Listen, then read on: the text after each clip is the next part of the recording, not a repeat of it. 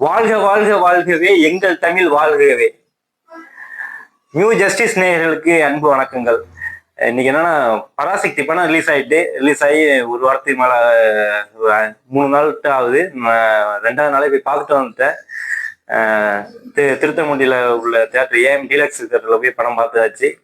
படம் வந்து வேற வேற லெவல்னு ஒரு கூஸ்ப மூமெண்ட்டை வந்து அள்ளி கொடுத்துக்கிட்டே இருக்கு இந்த படம்.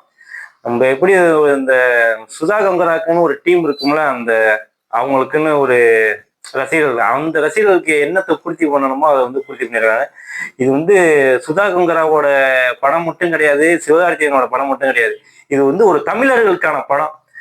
அந்த பராசக்திங்கிற பேரே வந்து 60ல வந்து ஒரு எப்படி ஒரு எழுச்சியை கொண்டு வந்துச்சோ, அதே மாதிரி ஒரு எழுச்சியை வந்து திரும்பவும் மக்களிடத்துல ஒரு எழுச்சியை கொண்டு வரணும்ங்கிற நோக்கத்தோடய இந்த படத்தை எடுத்திருக்காங்க. இது சிவகார்த்திகேயனோட நடிப்பு சொல்ல வேணா, வேற லெவல்ல தெறிக்க விட்டுருக்காப்புல. அதர்வா அதெல்லாம் பிரிச்சு மேஞ்சிட்டாப்புல. ஜெயமலக்கு சூப்பர், நல்ல சரியான அந்த ஸ்ரீலில வந்தாங்க பாருங்க, அவங்களோட கேரக்டர் சரியான கேரக்டருங்க. அந்த கடைசியில இந்த கிளைமேக்ஸ் கிட்ட ஒரு என்ன பண்ணுவாங்கன்னா, ஒரு நல்ல உயரத்துக்கு ஏறி நின்றுட்டு எங்கள் தமிழ் வாழ்கவேன்னு சொல்லிட்டு ஒரு மொமெண்ட் ஒன்று கொடுப்பாங்க. அந்த மொமெண்ட் வந்து ஒரு வேற லெவல்ல இருந்துச்சு. அந்த மொமெண்ட்டை பார்க்கறப்ப ரொம்ப கூஸ்பமா இருந்துச்சு. அப்படியே புல் அடிச்சுக்கிட்டு இந்த வாழ்க வாழ்க எங்கள் தமிழ் வாழ்கை நம்ம எல்லாருமே எழுந்து கத்த ஆரம்பிச்சுட்டாங்க. அப்படி ஒரு கூஸ்ப மொமெண்ட் எல்லாருக்குமே கொடுத்துருக்கோம் அந்த படம். இது என்னன்னா, ஒரு இந்தி திணிப்பு தமிழ்நாட்டுல வந்து 35 அந்த காலகட்டத்தில இருந்தே, அது சுதந்திரத்துக்கு முன்னில இருந்தே இந்தி திணிப்பு வந்து நம்ம மேல வந்து முயற்சிக்கிட்டே இருந்திருக்காங்க. அதை வந்து நம்ம எவ்வளவுக்கு தடுத்திருக்கோம், அதுக்கு வந்து எத்தனை பேர் உயிர் நீத்திருக்காங்க, அந்த ஒரு கதை தான் இதுல வந்து பேசப்படுது. இதுல வந்து அதர்வா கேரக்டர் ரெடி பண்ணியிருக்காங்க. அந்த கேரக்டர் அதர்வா கேரக்டர் கிடையாது, அந்த அதர்வாவோட கேரக்டருங்கிறது இன்னும் ஒரு வாழ்ந்தவர் ராசேந்திரன், சிவகங்கை மாவட்டம் ராசேந்திரன் சொல்லிட்டு ஒருத்தர் வாழ்ந்தவர். அவர் தான் முதல்ல குண்டடிப்பட்டு, தமிழ்காண்டி குண்டடிப்பட்டு இறந்தவர் அவர் தான். அவர் முதல்ல தமிழ்காண்டி ஒருத்தங்க உயிர் நீர்த்தாங்கன்னா, அது வந்து அந்த காலகட்டத்தில்னா 35 அந்த வாக்குல வந்து தாளமுத்து, நடராசன் என்ற 2 பேர் வந்து இது என்ன, சிறையில அடைக்கப்பட்டு இந்த சிறையில உண்ணாவிரதம் இருந்து இறந்து போயிருக்காங்க. சிறையிலேயே உண்ணாவிரதம் இறந்து போனவங்க அவங்க 2 பேர். அதுக்கப்புறமா நம்ம எடுத்துக்கிட்டோம்னாக்க, கீரனூர் முத்து, சத்தியமங்கலம் முத்து, சாரங்கபாணி, வீரப்பன், அரங்கநாதன், சிவலிங்கம், விராலிமலை சண்முகம், சிவலிங்கம் அப்படின்னு அவ்வளவு பேர் வந்து தமிழுக்காண்டி, ஒரு மொழிக்காண்டி உயிர் நீத்திருக்காங்கன்னா, நம்ம எந்த ஒரு இந்த உலகத்துல வந்து நீங்க எங்க போய் எடுத்துக்கிட்டாலும் மொழிக்காண்டி ஒரு போர் நடந்திருக்கு, மொழிக்காண்டி ஒருத்தங்க இறந்திருக்காங்க அப்படின்னு கேட்டீங்கன்னா, அப்படி யாருமே கிடையாது. எங்கேயுமே அப்படி கிடையாது. தமிழகத்துல மட்டும்தான் இந்த மூத்த மொழின்னு சொல்லுவாங்கல்ல, அந்த மூத்த மொழி இந்த இருக்கிற உயிரோட்டத்திலேயே வந்து மிகப்பெரிய ஒரு மூத்த மொழிங்கிறது நம்மளோட மொழிதான்ங்கிற ஒரு அங்கீகாரம் நமக்கு இருக்கு. அந்த அங்கீகாரத்துடைய ஒரு மொழியை வந்து சிதைப்பதற்கான வேலைகளை பல காலமாக பல பேர் வந்து ஆரிய வர்க்கத்தோ மூலமா, அவங்களோட செயல்பாடு மூலமா இந்த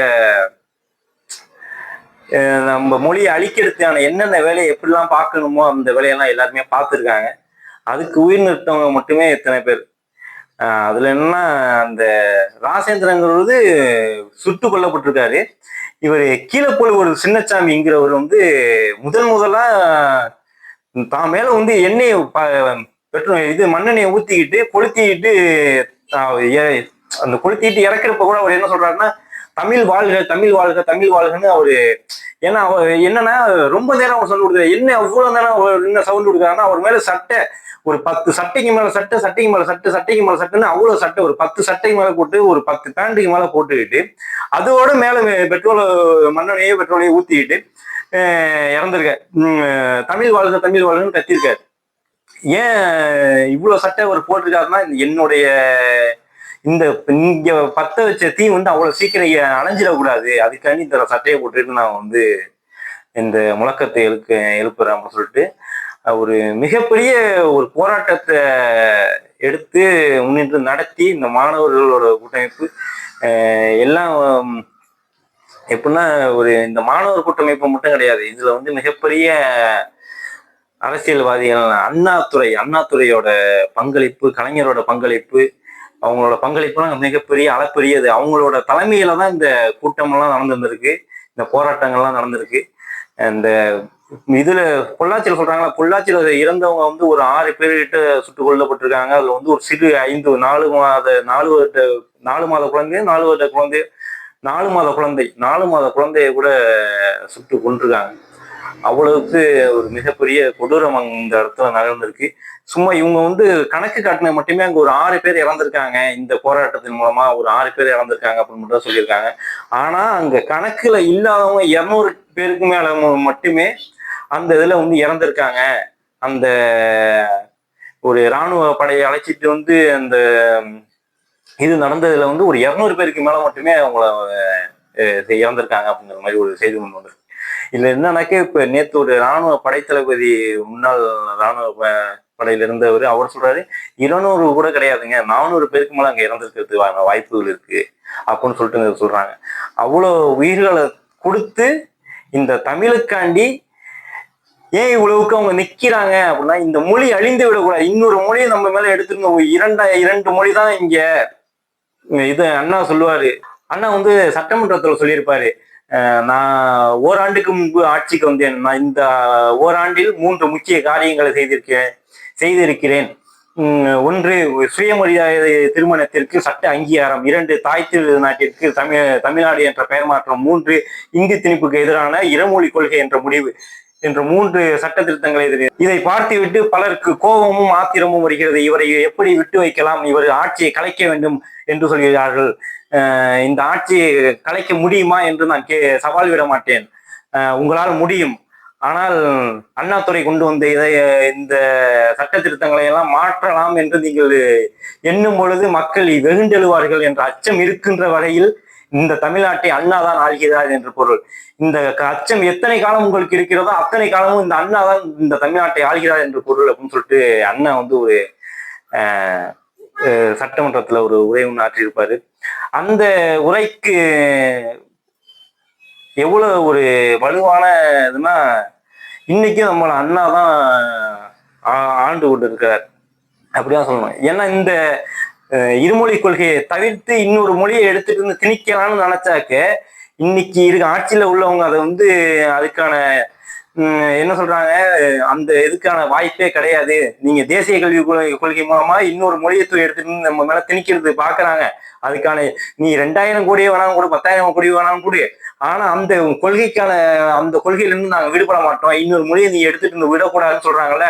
அதுக்கு போட்ட விதை வந்து அண்ணாவோட விதை தான். அந்த இன்னைக்கு நம்ம அந்த வர்றவங்களை தடுத்து நிறுத்துறோம்ல, அதுக்கு காரணம் அண்ணா போட்ட விதை. அதன் மூலமா தான் நம்ம இன்னைக்கு கூட நம்மளை வந்து இந்தி திணிப்பு மூலமா நம்மளை எப்படி ஒழிக்கலாம்னு சொல்லிட்டு தான் பார்த்துட்டு இருக்காங்க. ஒரு மொழி தானேங்க போயிட்டு, நான் ஒரு மொழி தான் நம்ம இதுல பெருசா பேசுற கலாச்சாரம். நம்மளுடைய கலாச்சாரங்கிறது, நம்மளோட தமிழ் மொழி தான் வந்து இருக்கிறதுல மிகப்பெரிய கலாச்சாரங்கிறதுன்னு தான் சொல்லுவேன்.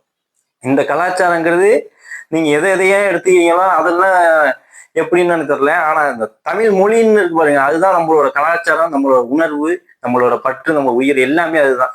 அதுக்கு ஒரு தீங்கு ஒண்ணு வரும்னா அதை வந்து மக்கள் எப்பயுமே சும்மா இருக்க மாட்டாங்க, அதுக்கு வெகுண்டு எழுவாங்க அப்படிங்கிற ஒரு இதுதான் நான் சொல்ல வர்றது.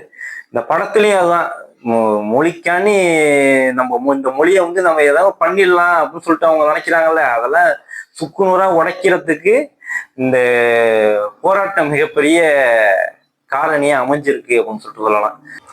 படம் உண்மையிலே வேற லெவல்ல இருக்குங்க. சரியான கூஸ்பம் மொமெண்ட்னு சொல்லுவோம்ல, அவ்வளவு கூஸ்பம் மொமெண்ட் இருக்கு. ஆனா அந்த முதல் நாள் வந்து படம் தியேட்டர்ல ரிலீஸ் ஆகிறதுக்கு முன்னாடியே, ரிலீஸ் ஆகி கொஞ்ச நேரம் கூட ஆகல, அதுக்குள்ள வந்து பல பேர் வந்து இந்த பழைய படத்துல உள்ள கிளிப்பிங் எல்லாம் எடுத்து போட்டு படம் நல்லா இல்லை அப்படின்னு சொல்லி நல்லா இல்லை அப்படின்னு சொல்லி இந்த படத்தை வந்து ஒரு உடைக்கிறதுக்கான வேலையை பார்க்குறாங்க. இது யார் பண்றாங்கன்னா, நல்லா ஓப்பனா தெரியும், ஜனநாயக படம் பொங்கலுக்கு ரிலீஸ் ஆகல, பராசக்தி படம் ரிலீஸ் ஆயிட்டு, அந்த ஒரு காண்டுல வந்து நம்ம அணில் கூட்டம் வந்து இந்த வேலையை பார்த்துட்டு இருக்கு. அவங்களுக்கு என்னன்னா, எந்த ஒரு இதுவும் கிடையாது அவங்களுக்கு. என்ன பிரச்சனை நடக்குது, என்ன இதெல்லாம் தெரியாது. அவங்க படத்துக்கு ஏன் சென்சார் சர்டிஃபிகேட் கொடுக்கலங்கிறது அவங்களோட பிரச்சனை. அவர் வந்து ஒரு அந்த கடைசி டைம் வரைக்கும் வெயிட் பண்ணி தான் பராசக்தி படத்துக்கு சென்சார் வாங்கிட்டு இருந்தாங்க. 10ஆம் தேதினா 9ஆம் தேதி நைட்டு தான், 9ஆம் தேதி சாயங்காலம் போல தானே சென்சார் சர்டிஃபிகேட்டே கொடுத்துருக்காங்க பராசக்தி. ஒரு நாள் வெயிட் பண்ணி இருந்திருக்கலாம். வெயிட் பண்ணி பார்த்துட்டு அதுக்கப்புறம் கூட அவங்க இது கோர்ட்டை நோக்கி போயிருந்திருக்கலாம். ஒரு நாள் கூட வெயிட் பண்ணாம அது முத நாளே கிளம்பி அவங்க கோர்ட்டுக்கு போயிட்டாங்க. கோர்ட்டுக்கு போயிட்டு இந்த கேஸ் சம்பந்தமான வேலையை பார்க்க ஆரம்பிச்சிட்டாங்க. இதனாலயே வந்து இந்த படம் ரிலீஸ் ஆகாம போயிட்டு இன்னைக்கு வந்து 22ஆம் தேதி வரைக்கும் ஒத்தி வச்சிருக்காங்க. அந்த படத்துக்கு இந்த படத்துக்கு எந்த சம்பந்தமே கிடையாது. எப்படி அவரை வந்து ரிலீஸ் பண்ணலாம்னாக்க இவங்க வந்து முன்னாடி பெரிய படத்தை ரிலீஸ் பண்ணது இல்லையா? இவங்க தான். ஆனா இவங்க சொல்றாங்க இவங்க தான் முதல்ல வந்து தேட்டர் ரிலீஸ் பண்ணியிருக்காங்க, நாங்க தான் இந்த ரிலீஸ் டேட் அறிவிச்சிருக்கோம் அப்படின்னு. உங்களுக்காண்டி ஒதுங்கி போகணுமா? ஏன் நீங்க தான் மிகப்பெரிய ஆளாச்சும், உங்களுக்கு தான் மிகப்பெரிய படைபலம் இருக்கு, நீங்க தான் ஜெயிக்க வச்சிருக்கீங்கல்ல, அப்புறம் போய் பார்த்து பயப்படுறீங்க? இது வந்து இந்த தற்கொலை அணில்களை பார்த்து தான் கேட்கிறாங்க. ஒரு படம் ஒண்ணு வருது, ஒரு மொழிக்கான ஒரு படம் ஒண்ணு வருது, அந்த படத்தை வந்து அங்கீகரிக்காட்டியும் பரவாயில்ல, அது பாக்குறவங்களாவது விடணும். அந்த படம் நல்லா இல்லைன்னா அதுக்கு என்னென்ன நெகட்டிவ் செட் பண்ண முடியுமோ அவ்வளவு நெகட்டிவா செட் பண்றீங்க.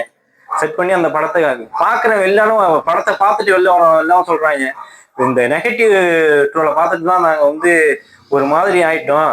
ஆனா படம் வந்து அப்படி இல்லை. உள்ள தியேட்டர்ல ஃபுல் கூட்டமா அப்படியே கூஸ்பம் எத்தனை மூமெண்ட்டுக்கு கிளம்பு கத்துறாங்கன்னு இருக்கிறீங்க. அவ்வளவு கூஸ்பம் மூமெண்ட் இருக்கு படத்துல. ஆனா இவங்க வந்து இந்த நெகட்டிவ் ரோலை அப்படியே நெகட்டிவ் செட் பண்ணி அந்த படத்தை உடைச்சிடலாம், காலி பண்ணிடலாம் அப்படின்னு பாக்குறாங்க. அதெல்லாம் நடக்க கூட கிடையாது. அது வந்து ஈஸியா ஜெயிச்சுட்டு போயிடும் படம்.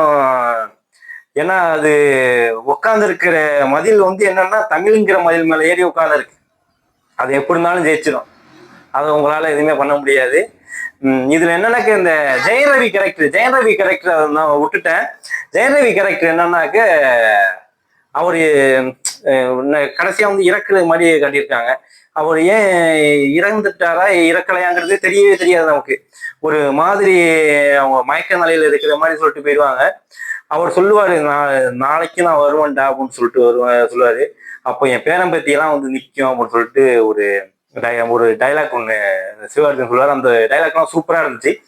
அந்த டைலாக் என்னன்னாக்க நாளைக்கு அந்த ஜெயரவி கேரக்டரே என்னன்னாக்க அது ஒரு வில்ல கதாபாத்திரத்தை இந்த படத்துல ஏது ஒரு வில்ல, இந்த கதையில ஏது ஒரு வில்ல, ஒரு மொத்த அரசாங்கம் தானே நமக்கு வில்லனா வந்திருக்கு.